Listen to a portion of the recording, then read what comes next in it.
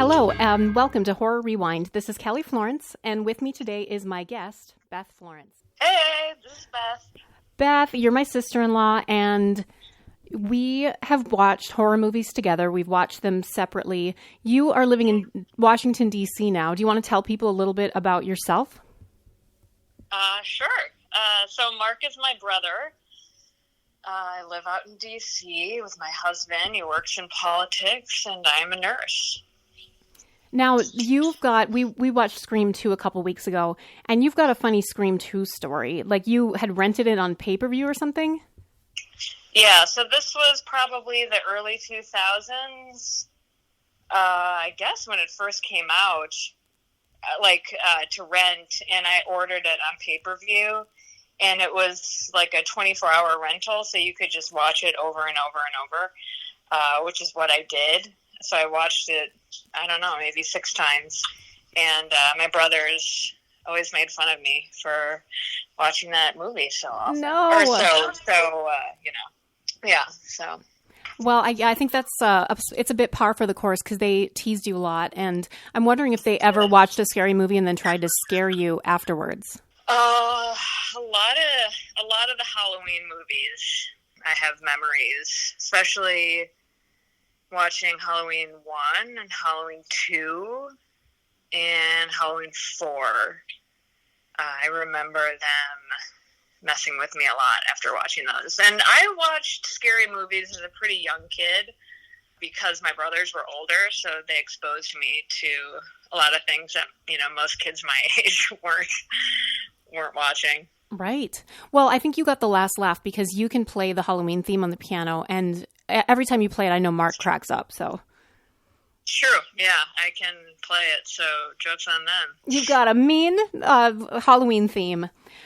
So we both saw the movie that we're going to talk about this week, Gretel and Hansel. We saw it separately, of course, because Beth is in D.C., but I went in with very high expectations because I follow a lot of horror critics on Twitter, and I was hearing this is the greatest horror movie of 2020 so far.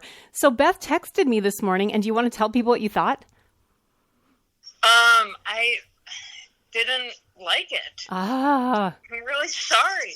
No, and that's fine. That's fair. And so I went in then with I lowered my expectations because of that. I think that's a good thing that to have happen though, because I see what you're saying. And so the things that I liked about it, I liked from like a filmmaking standpoint and like a storytelling standpoint. But there are some things like the New York Times said, this director, his name is Osgood Perkins. They said he chooses atmosphere over narrative, and I have to agree. Yeah. There's a lot of beautiful shots, but there's not a lot of plot. Yeah, so that was one thing that I really took away from it was that the plot and the dialogue came second, they came after, they created these, really amazing scenes. It was very artistic, I thought, but yeah, the plot and the dialogue to me kind of came after all of that. Yeah, I know. I agree. A couple more facts about the movie. It's right now on Rotten Tomatoes, speaking of critics, it's 56% fresh. It had a budget of $5 million. They expect it to make back its budget over this weekend. And then, of course, it'll end with a few more million probably. But the big thing with this retelling of the classic Brothers Grimm fairy tale from 1812 was that they flipped the title because they wanted to put the focus on Gretel and have it be a coming of age story and a young woman coming into her power. So how did you like how they reframed the story like that? I did like that. It is very feminist at its core, which I appreciate. I know one of the kind of ongoing themes of the podcast is how women are portrayed in horror films, and I did appreciate, the modification of the title was important, and we did get to see Gretel, kind of assume power and kind of create her own story. Yes. Now, the director said that he was inspired by the thought that we eat our feelings. And so we're going to get into spoilers now. But this witch, who is killing and murdering and eating the children, she's eating her feelings because she's feeling so guilty about what ended up happening with her daughter. And so, Beth, I'm wondering, how do you eat your feelings? What do you eat when you're emotionally eating? Oh, good question. Chips. Oh my gosh. Just Doritos. So saltiness. Ranch chips. Yes. Savory to the core. Yeah. Oh, yes. My answer to this used to be like basically anything. I would eat anything if it was around, but now I seek out those things. I too am siding on the savory side instead of sweet, because I feel like you can eat more of them, especially if you're eating emotionally. So we're not eating children. That's the good answer, right? Oh. So we're fine. There's a couple of themes in this movie that we explore in two of our upcoming books. So first, The Science of Women in Horror is coming out this month on the 18th. And we explore this character of the old witch, the old crone, the Gorgon, and how it's ironic because older women, and she even says this, maybe she says it herself, or I was reading the director saying it about her, she seems like a motherly figure who you should be safe with, but of course she is not. Do you have any favorite older, scary woman characters in horror movies that you can think of? I guess what comes to mind from the movie The Visit. Oh, yes. I think that's M. Night Shyamalan. The grandparents. I mean, the grandma is so, initially she's just so... there's just something so comforting about her, and then you see how her character kind of evolves. And it's one of my favorite horror films. And she's a terrifying older lady. Yes, and that is exactly. We have a chapter on exactly that character, and I just think it's brilliant. Yeah, amazing. Another sort of typical heroine type that we've written about, and then I was actually writing about this week for our upcoming Science of Stephen King, is about the power that women get when they become women, quote unquote, when they start their menstruation. So here's a little interesting side note. Carrie was written, Stephen King had written or read an article saying that if telekinesis exists, it would be the strongest with adolescent girls when they start menstruating. Like, this was back in the 70s. I mean, what a concept. But I've been researching and reading how, this thing that's been so taboo for generations in almost every culture should be seen, and I see it in this movie being portrayed as a powerful thing, and okay, I'm a woman now and I'm going to embrace it instead of run away from it. What do you think about that? I love that. Yeah, it's it's kind of an interesting, so look, Carrie, in the movie and the novel, she when she gets her period, and especially when she knows nothing about what it means, but that's when her telekinetic powers start, and so in this they're purporting that maybe she's now a woman, now she can embrace being a witch. But she's going to choose, I think, a different route. I hope so. Yeah. It's not, it's not totally clear, right? Yeah. So my husband and I, Aaron, were thinking that, the movie ended with a definite possibility of leading to a sequel. Right. Because you don't know where her path is going to go. Right? Yes, exactly. And when she sent her brother off, she told the horse to lead him where he needs to go. And I thought he was going to become a forester, but instead he goes back to try to find his mother, and now he's got his axe. And so what's going to happen? Yeah. Mm-hmm. I don't know. Amazing. Something about that axe reminded me, and just, he's trying to chop the wood, and he's not quite, coming into his manhood yet. He doesn't have the physical strength. But I don't know if this is something that's happening in DC or not, but throwing axes is becoming popular at bars, and it's popular at one of our local breweries. Have you been seeing people throwing axes out at bars? So there's a new bar/brewery, I think, going up in DC. And there's a lumberjack / northerner scene. So there's axe throwing, but then there's also like curling, which That's so funny. It's so hilarious. My brother Mark curls a lot. So today he is at the county-wide Bonspiel, so that's why he didn't go see this movie with me. He's literally curling at a big tournament today. Yes. Yeah, so it's a thing. It's like a trendy pop culture thing. Yeah, I don't know. So I just had to, it reminded me of that, and I had to ask. It seems like a bad idea, though, to mix alcohol and axes, but who knows? I don't know. Maybe they modify. I don't know. Yeah, I guess we'll find out. I know. I need to, this is a little sidetrack, but I'm going to bring it back. Did you watch the Good Place series finale? No. Okay, well, I won't give anything away then. But this is a theme that was brought up in a previous episode, so it wasn't the finale, but I wanted to see if you cried as much as I did because we were saying goodbye to these beloved characters. But something that Hansel is experiencing is that too much of a good thing can become boring because, you know, he's eating all this stuff and the witch is like, eat some more. And he's like, well, there'll just be more tomorrow. And I wondered if you have ever run into that, either food-wise or something else-wise, like on vacation or in life. Too much of a good thing is just like it gets boring. Yeah, I mean, I guess my first thought would be at like an all-inclusive resort. Oh, yeah. My mom is, when we were kids, brought us to an all-inclusive resort in the Dominican Republic.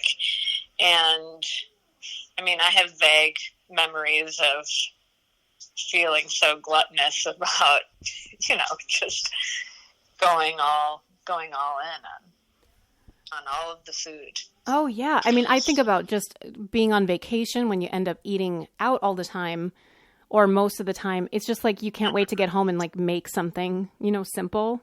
Yeah. So exactly. I could get it. I mean, I understand where Hansel's coming from here.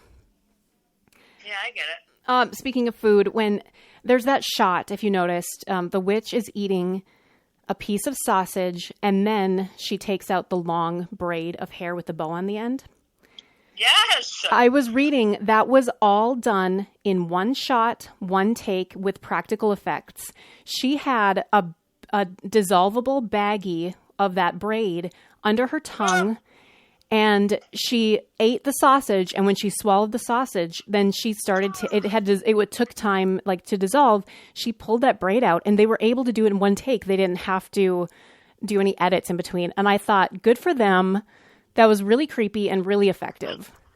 That is amazing. Wow, that's so impressive. Yeah, and good for her. Like, she would be game for it, because I don't know if I would want to hold something under my tongue and try to swallow a piece of sausage. I'd be afraid I'd swallow that braid. Oh, totally. Wow, speaking of being afraid, I'm glad people in horror movies are braver than I am, because if you saw that little girl in the pink cap peeking around your corner when you were sleeping, would you follow her? Ew. Oh. No way. No, I wouldn't either. I would hide under my covers, and I realized that wouldn't do anything, but I would never seek out like chase a ghost. I'm sorry. Oh, and even creepier, the woman in all black. Oh God. What I didn't understand what her story was or who she was. Yeah, so she was the mother of the girl in the pink, and she she was disguising herself as this old crone to be less scary seeming to little kids, because it's like, oh, it's a grandma, she's fine. But that's how she was eating her feelings. She was killing all these kids. That's how she dealt with her guilt, which is like, that's not helpful, lady. So that was young Hulda? Is that her name, Hulda? Yeah, yep. Oh, okay. I'm sorry. I didn't catch that. No, that's fine. And like I said, I read about it afterwards too, so then some things became clearer. But, you know, this movie is so beautifully shot. It's so stunning with all of its, like, symmetrical shapes in shots. There's all these different triangles, and there's circles on, you know, decorative elements and everything. It's really beautiful. And then I loved the soundtrack, it actually feels like a 70s classic horror movie or like early 80s. I don't know if you noticed that. It was like a synthesizer instead of like a violin. No, it was one of my notes I have here. I loved the score. I thought it added so much. I thought it added so much to it. It made it feel so much more eerie. Yeah, I loved it. Yeah, I did too. I am going to recommend that you go out and check out the score if you haven't, listeners, because it's not like anything I've seen lately. Now, I saw one critic call this movie a gateway art house horror, a new classic, because it's sort of like, it falls into the realm of, people are comparing it to The Witch, if you saw that movie a few years ago, and then Mandy with Nicolas Cage, that came out within this past year. Did you see that one? But it's got a similar vibe, and you know, both of those two, it's sort of this slow burn, atmospheric sort of horror that builds this dread. And, you know, since this one especially, it's PG-13, so I knew we weren't going to get a bunch of gore or anything like that, which was fine. But it never gets to a place maybe where you expect it to. And so, you know, in that sense, I could see how a lot of people might be disappointed. And it doesn't have a lot of jump scares, which I appreciate. But again, a lot of audiences are looking for that. What are your thoughts? Yeah, I think the only jump scare I remember was like at the beginning when Gretel and Hansel's mom, she had like a axe or a hatchet and she kind of slammed it on the table. Right. Aside from that, I can't remember. I don't think there were any other jump scares. No. Which I sort of appreciated too. Right. I don't know, not every horror film has to, you know, get their scares off of jump scares. Right. I suppose. Yeah, and that's the thing that I've noticed the past couple of years in newer horror movies. One of the complaints that I've had and some other people have had when, you know, depending on the horror movie, is it's just too predictable. The jump scares are too predictable or whatever. So yeah, I like that. The other thing I noticed is that they are playing chess at the witch's house, and she's talking about how the queen, you know, can do whatever she wants. And also I think it's a metaphor for that Gretel's starting to think one step ahead, and how can she outsmart this witch, because, you know, there is this long game going on that, you know, she didn't realize. Well, maybe she did realize they were a part of something, because she's the one who wants to leave right away. But then she's enjoying being taught, you know. Yeah. So I thought that was an interesting character development, because she wasn't one note the entire time. Mm-hmm. Yeah, that's good. That's deep, Kelly. What else did you take other notes about this movie, and what else do you have to say? So I kind of saw the witch hold up, and the Hansel and Gretel's mom as sort of moral equivalence in some respect, because I mean, I know their mom was not a witch, right? But they both had this kind of element, or this, they were both willing to sacrifice children, right, to an extent. Yes. Their mom, you know, is sacrificing them for, you know, her own interest. And then the witch, obviously, sacrificing children. That was kind of one observation. No, that's a great point, because she, even when she sent them to that guy's house, she knew she probably wasn't going to be kept as a housekeeper. She knew what she was sending her there for, and she was disappointed that she didn't take it. Mm-hmm. And also when she sent them away, I mean, she's sending them out to the wolves, literally and figuratively, and was basically sending them to their death. Mm-hmm. So yeah, really good point. Oh, how about thing too? What? Go ahead.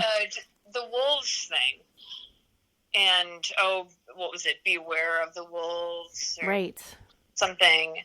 I don't know. I felt like there was something there. I mean, we see wolves come up in other folklore.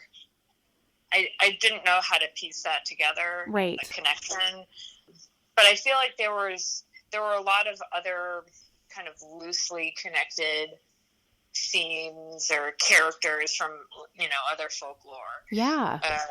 The, woodsman, Hansel's kind of, he wants to be a woodsman someday. He's, working on his axing or, whatever you call it.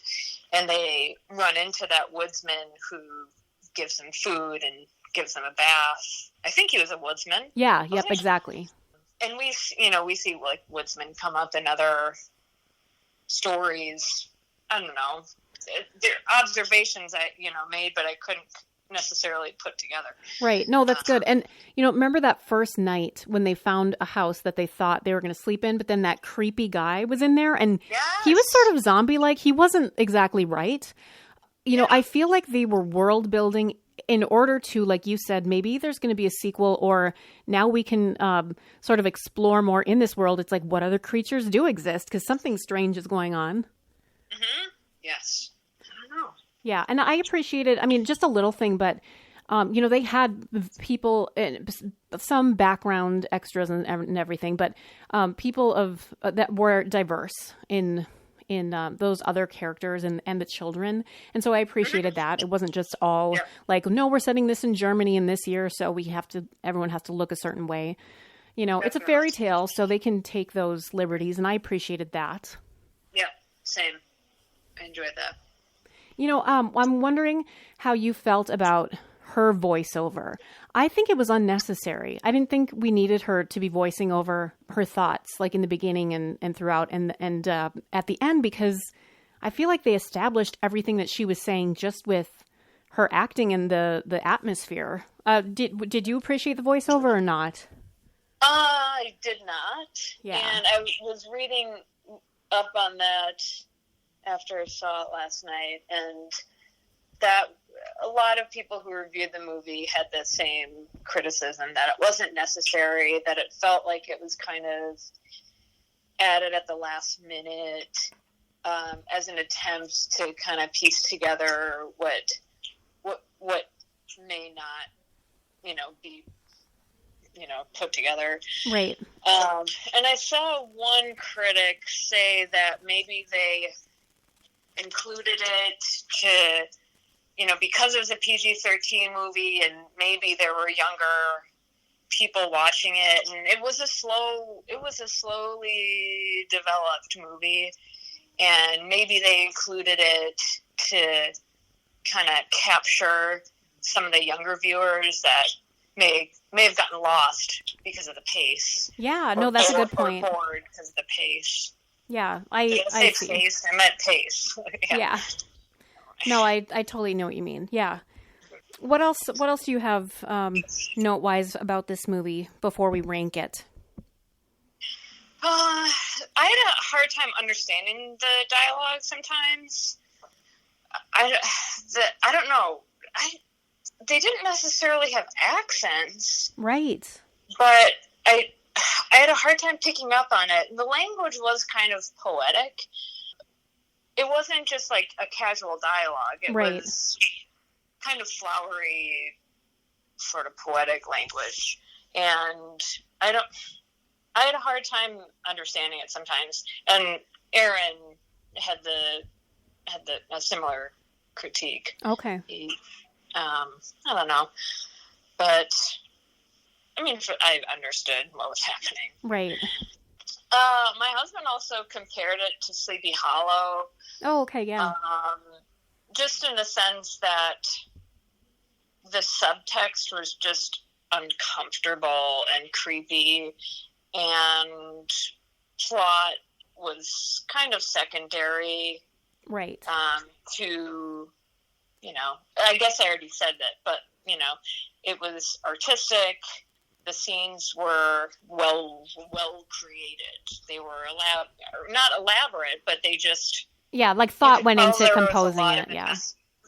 A lot of investment put into creating really beautiful scenes. Yeah, true. Well, I'm loving this, Beth. I'm loving that we're talking about this horror movie on the podcast, and so keep talking, baby. Yes. I was just looking at some of the actors. The main girl is from It, which is lovely. I love her. She's so good. She is. And she was in Sharp Objects, which I really liked. It was on so HBO good, yes. last year. And then the witch, Alice Krieg, I think her name is. Did you recognize her, Kelly? Well, yeah, because Nate and I recently talked about Silent Hill, and so I knew her from that. But what else did you see in her credits? It says she's in Deadwood. Oh, okay. Does that ring a bell? I mean, probably. There's so many people in Deadwood, and sometimes they're unrecognizable because of the era, you know? It's like, oh, yeah, that was them, or, you know, whatever. Yeah. And I guess she was also in Star Trek Voyager. Okay. And A Christmas Prince. Oh my gosh, yes, she's the mother. Oh my gosh. I lolled at that. That yes. was funny. Okay. No. Now I absolutely do recognize her. Like the third. I guess the third one came out, and the only reason I know is because I was out shopping and it was playing on a TV somewhere. Like they had Netflix playing at a store, and I'm like, "What is happening?" And it's. I guess the third one is really ridiculous. But don't at me, people, if you love it. I'm sorry, but there is now a third Christmas Prince. One? Yeah, they've come out with one per year. That's so funny. So all those people are getting paychecks. So whatever. Wow. Yeah. It's a good so noise. funny. It's a really good noise. Cool. But anybody else that you looked up, or were those the main people? I looked up the young version of Hulda and did not recognize her in anything. I liked her tattoos when she was as the witch in the basement. Yes! That was pretty cool. I was like, I like that aesthetic. Very impressive. Well, let's rank this movie on a scale of 0 to 10. 0 means you hate it. 10 means you think it's a perfect movie. And we have to come up with a scale. So something memorable from the movie, Beth, and you get to pick the scale. It's your first inaugural Horror Rewind podcast. What are you going to pick for your scale? Okay, first of all, I hope it's not my last. Oh, no, it won't be. Because there's so many other movies I want to talk about. Oh, we didn't talk about. What? The mushrooms. Oh my gosh, yes. So we could do mushrooms or axes. I like them. I like either of those. You choose, and I'm going to go with it. We'll do magic mushrooms. Okay, how many magic mushrooms do you give Gretel and Hansel? I think I like it maybe a little more after talking through it with you. Okay. That happens to me sometimes too. Or sometimes it goes the opposite direction too, depending, you know? You're like, actually, this is a terrible movie. Yeah. So what were your initial thoughts, like coming out? How would you have ranked it now? How have you changed your mind? Like score-wise, ranking-wise? So I probably would have given it a 4 or 5 coming out of it. I was bored. Yeah. It's slow. And especially if you're not in the mood for that kind of horror, like if you don't know it going into it, it's like, oh, come on. And I've totally been there. Mm-hmm. But maybe now I appreciate its pace, or at least don't see it as a flaw necessarily. Okay. I'd give it a 6. Can I do a half? Yeah, absolutely. Yep. Yeah, I'll do 6.5.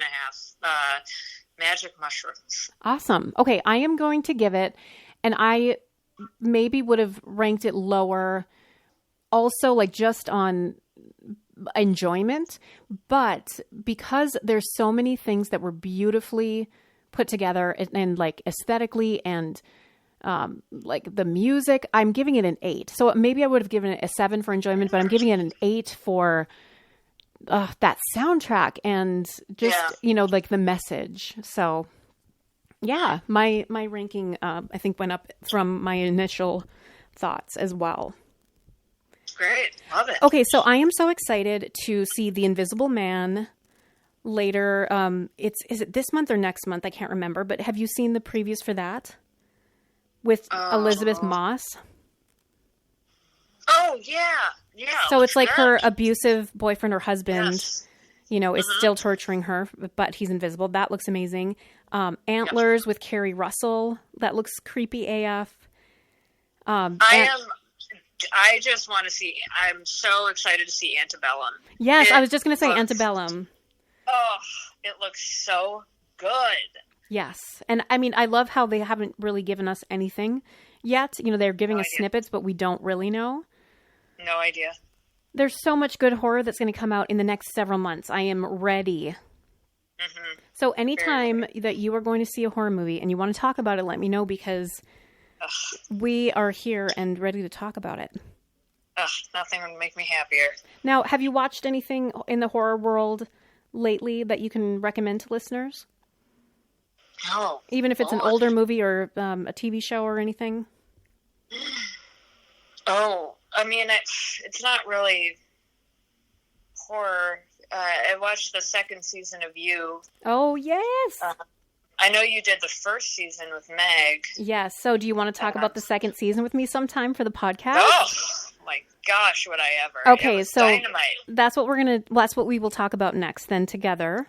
And I'm so excited. Great. I will put together some notes on that, and we can fangirl over Joe Goldberg or not. I don't know how you feel about him, so we'll see. I feel challenged. Yes. You feel all the wrong and all the right. Yeah. Yes. Well, I think we're on the same page. So until next time, we will see you in the horror section. Bye. Yay. Okay, I'm done recording.